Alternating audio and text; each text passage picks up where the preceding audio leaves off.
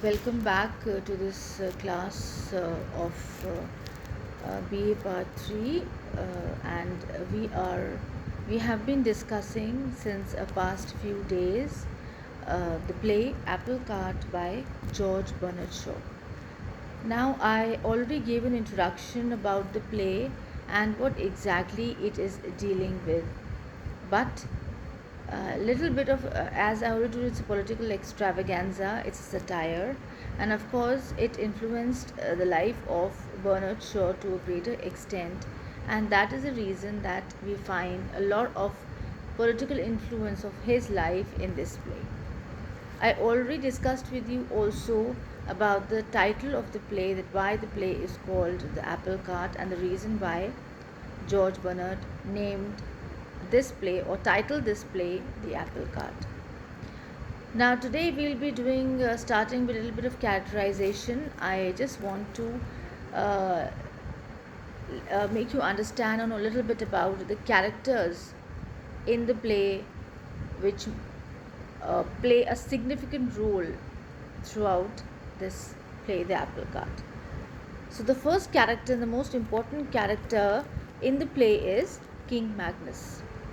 Now, as you already know, that there is this kind of a conflict between the parliament and the king, the royalty, and that's why there is between Proteus and Magnus. King Magnus and Proteus is the prime minister.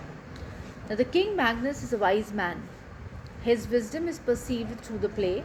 As I already told you that King Magnus is a royal king, and he is concerned with royalty, and his wisdom is perceived throughout the play. There has been crisis after crisis, but he has been able to tackle all of them actually. The king is well known for his tactics.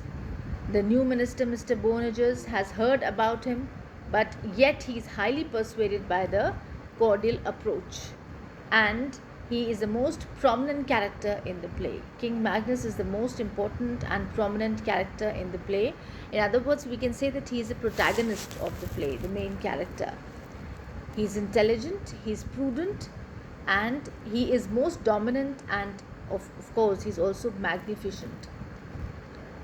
He is described to be the tallish, studious looking gentleman of 45 roundabout, and his etiquettes and manner is very skeptical.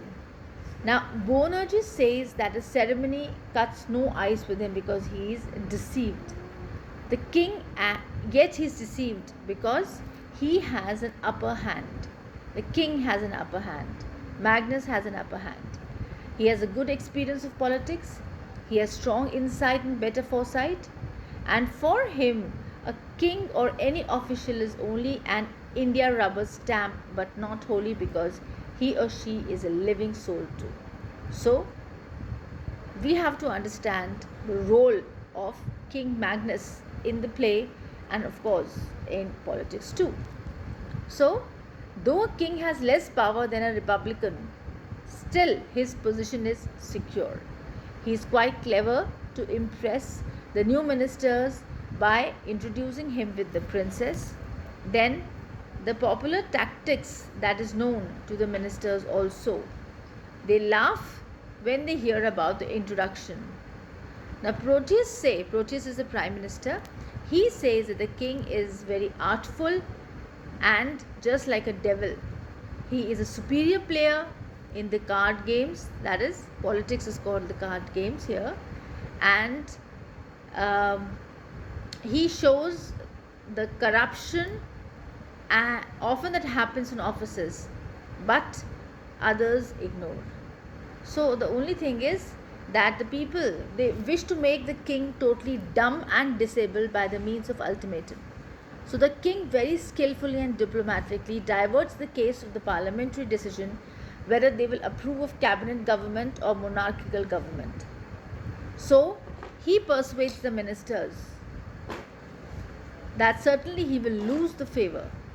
So he speaks splendidly to convince them advantages and disadvantages of different political systems as well as human attitudes, and he plays with the affairs of Orinthia just like a young lover, and he never lets her have an upper hand. He proves a strong devotion to his married queen, though she may be a good for nothing creature, just a cabbage. Then he loves his country with true soul, that we can see when he refuses to shift the throne to Dublin. He has a victory over the crisis, not by greater cleverness, but because he has the card and the trumps in his hand and he knows how to play it. So here in this play, Shaw wants to say that King Magnus stands for royal dignity, respectability, and tactics. This is what exactly the character of King Magnus stands for.